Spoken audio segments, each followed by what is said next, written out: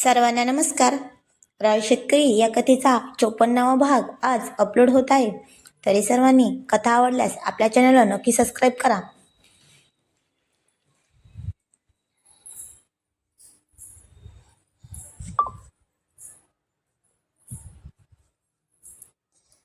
आता दोघे पण एकमेकांच्या मिठीत खूप दिवसांनी असे निवांत झोपले होते.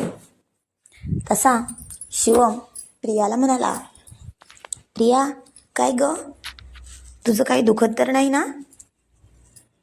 ती म्हणाली, नाही. का हो, काय झालं? तसं तो तिच्या अंगावर हात फिरत म्हणाला, अगं असंच विचारले. तसं ती त्याचा हात धरून म्हणाली, अहो मला माहिती आहे तुम्ही का विचारले म्हणून. तो म्हणाला, का विचारले सांग बरं.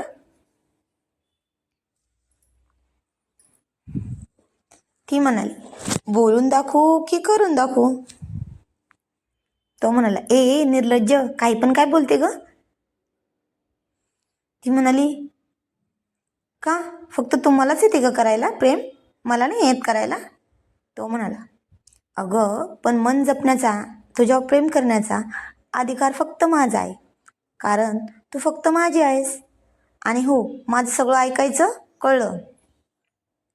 ती म्हणाली, हो ना, आता काय करणार, सगळे तर तुमच्याच मनाने असते ना.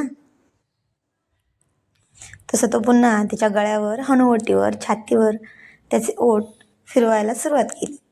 पण तिला आता खूप हसायला येत होतं.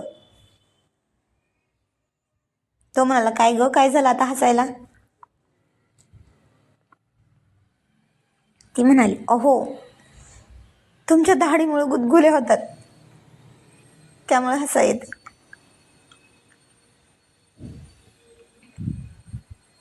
तसं तो तिला आणखी तसंच करत म्हणाला, आता नाही हो करणार. ती हसत होती आणि म्हणाली, अहो आता बास ना, पोट दुखायला लागले माझं हसून हसून.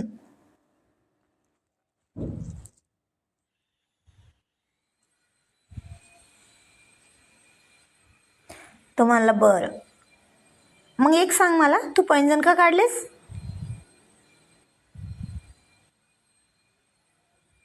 ती म्हणाली, अहो खूपच आवाज करतात ना ते संध्याकाळची, त्यामुळे. तो म्हणला, का तुला आवाज आवडत नाही का त्यांचा? ती म्हणाली, शी घाणेरडे आहात तुम्ही, काही पण निर्लज्जासारखे बोलता. तसं त्याने तिच्या नाजूक कमरेवर त्याच्या हाताने दाबून स्वतःकडे ओढून तिला म्हणाला, ए मी निर्लज्ज का? हो मी आहे निर्लज्ज तुझ्या प्रेमात. ती म्हणली, अहो आता बस ना, सकाळी लवकर उठायचे आहे. तो म्हणला, आता नाही हा, आता अजिबात नाही तुला सोडणार, आणि सोडतच नसतो. बघू कुठे आहे पैंजण? ती म्हणाली, टेबलवर. असं म्हणून त्याने पैंजण घेतले, तिच्या पायात घातले आणि पुन्हा तिच्या पायावरून किस करत करत तिच्या तिळापर्यंत आला. तसं तिने अंगावर पांघरून ओढून घेतले. तसं तो म्हणाला, आता असं नाही करायचं, आता असं अजिबात करायचं नाही हो. खूप दिवसांनी पैंजण वाजले की, पण तू साथ दिली तर वाजते, नाही तर नाही. आणि तू जर आता साथ नाही दिली ना, तर मी पण उद्या रूममध्ये येणार नाही काय? ती म्हणाली, अहो काय हे, अशी धमकी देतात का मला राजी करण्यासाठी? तो म्हणाला, तू मला का छेडले मग? त्याचे परिणाम पण पुरेपूर भोगायचे ना, काय कळलं? तशी ती त्याला जवळ ओढून त्याच्या तोंडात तोंड घालून खूप डीप असा किस घेऊन म्हणाली,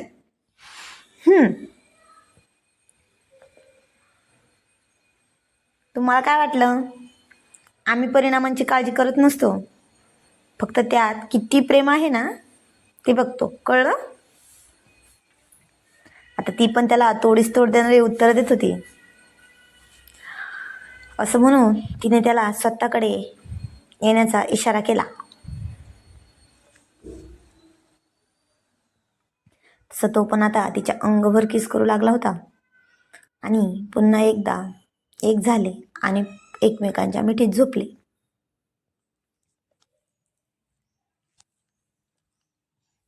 पण आता दुसऱ्या दिवशी सकाळी सकाळी ती पहिल्यासारखी लवकरच उठली आणि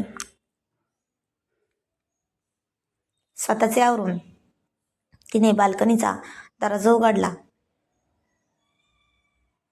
तिने आज पण पहिले जसे केस धुवायची ना तसेच केस धुले होते आणि ते ती सुकवत होती. पण त्याचे उडणारे पाणी शिवमच्या तोंडावर पडले. तसे त्याला जाग आली तर तो तसेच पडून तिच्या शरीराची हुंडे मादक हालचाल पाहत होता. तसं तिने त्याला न पाहताच आवाज दिला. तसं तो पुन्हा नाटक करत झोपला. ती म्हणाली, अहो ऐकलत का? उठा ना, अहो उठा ना, किती वाजलेत? असं म्हणून ती त्याच्याजवळ गेली. तसं त्याने तिला पुन्हा हाताला पकडून स्वतःजवळ ओढून घेतले आणि तिच्या छातीवर डोके ठेवून झोपला व म्हणाला, अहो राणी सरकार, आता तुमचंच आहे ऐकायचं, मग कुणाचं ऐकणार आम्ही? पण तुम्ही अजिबात उठू नका ना, अशाच राहा माझ्यापाशी पडून. ती त्याच्या डोक्यावर हात फिरवत म्हणाली, अहो काय हे सकाळ सकाळी सोडा. तसं तो तिच्या चेहऱ्यावर आलेले केस बाजूला काढत म्हणाला,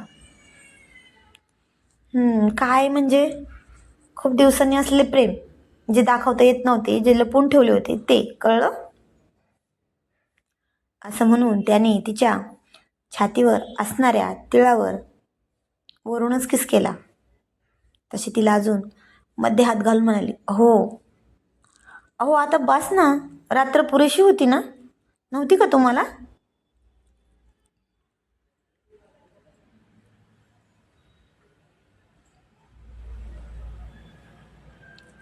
तसं त्याने तिच्या हातावर पण एक किस केला घेऊन म्हणाला, कसं आहे ना, तू माझी आवडती नशा आहेस.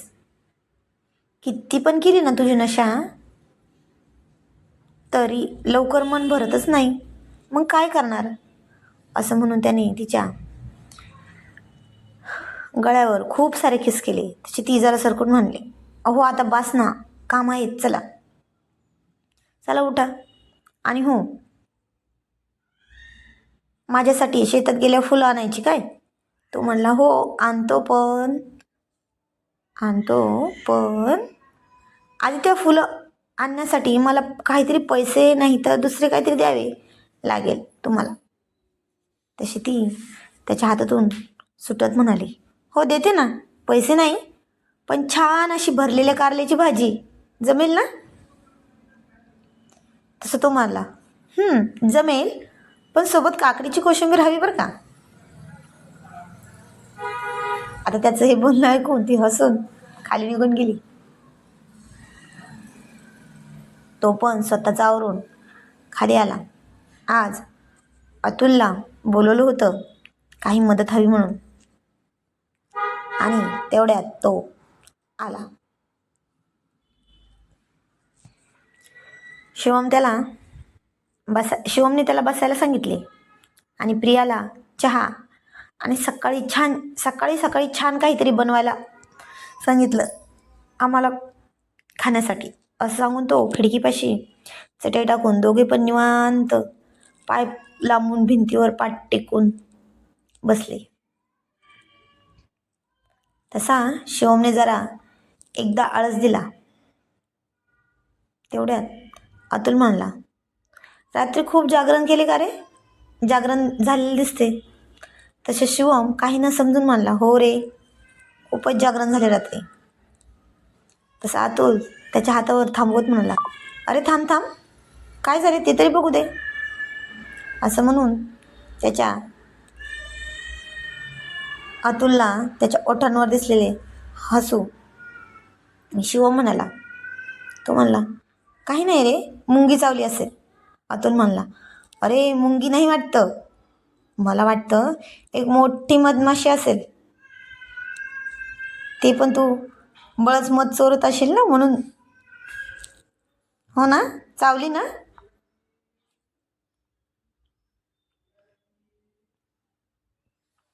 तसं दोघे पण हसले. अतुल म्हणला, अरे हे तर काहीच नाही, हे बघ. असं म्हणून त्याने त्याच्या त्याचा खांदा दाखवला. तसं शिव म्हणला, अरे हे काय आहे? तो म्हणला, अरे हे काय, अरे हे काय, बळच पोळ्यावर दगड मारला की असंच होतं ना. असंच असतंय बाबा मग. तो म्हणला, अरे पण हे असे नाही बरं, हे प्रेमाचे आहे माझ्या, असा शिवम म्हणाला. तेवढ्यात प्रिया चहा आणि नाश्ता घेऊन आली. तसा अतुल म्हणाला, वहिनी तुम्हाला माहिती आहे का, शिवमने त्याचं काम सोडलं म्हणून. ती म्हणाली, हो, पण आता तुम्ही सगळे मिळून एक मस्त असा डेअरी फार्म प्रोजेक्ट उभारण्यात साथ द्याल ना त्यांची. तो म्हणाला, हो, आम्ही तर कायम सोबत असू. आता दोघे पण कामाचे बोलून आबासाहेब आईसाहेब यांचा आशीर्वाद घेऊन कामाला निघाले. त्यांनी गावातील एका शेताच्या जागेचे पूजन डेअरी फार्म उभारण्यासाठी करून सुरुवात केली कामाला. तसे सगळे जोडीदार घरचे होतेच सोबत. मजुरांना सगळं एकदाच ठरवून दिलं होतं. पण जसे हे काम चालू झाले होते तसा शिवम दिवस काय आणि रात्री काय घरी नसायचाच.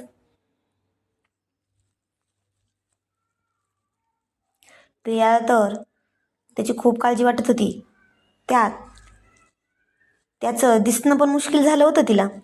टाईम देणे तर दूरच, पण मिठीत घेणं, किस करणं, ती तर खूप आठवत होती त्याची. आठवण येत होती तिला त्याची. पण आता सगळे काम संपले होते जवळपास फार्मचे. तसे शिवरात्रीच्या एक दिवस आधी तिने रात्री 11 वाजले होते. ती आणि खूप दिवस झाले तरी एकत्र नव्हते दोघं. शेवटी तिने आज चिडून फोन केला. तिने ठरवलं होतं की त्याला आज खूप ओरडून बोलायचे. पण झालं काय बघा आता तुम्हीच.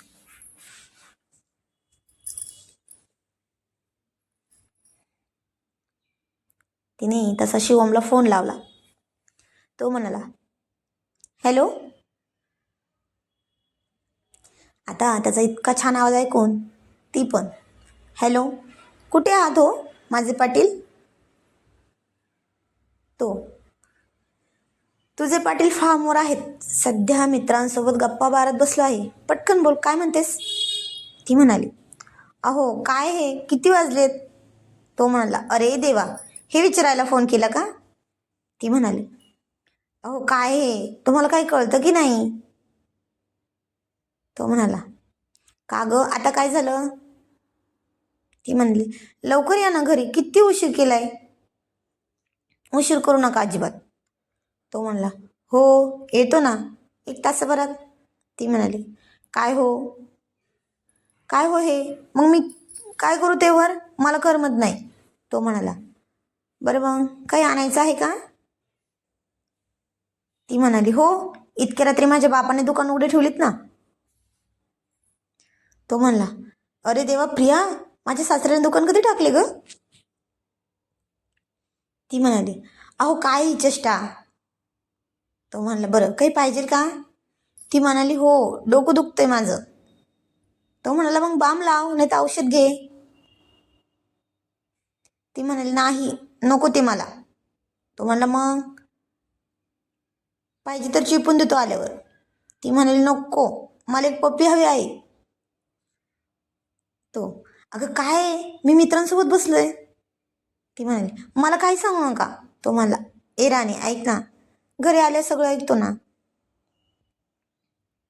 पण आता नको ना काही. ती म्हणाली नक्की ना. तो म्हणाला हो. अगं बायको ठेवू का फोन. ती म्हणाली नाही, पण बघा हं, येणार ना तुम्ही नक्की घरी, लवकर या. उद्या शिवरात्र आहे, लवकर उठायचे आहे मला. आणि येणार ना. तो म्हणाला हो अगं बाई येतो, आता ठेवू फोन. तर जाणून घेऊया पुढील कहाणी पुढील भागामध्ये. नवीन असाल तर आपल्या चॅनलला नक्की भेट द्या. धन्यवाद.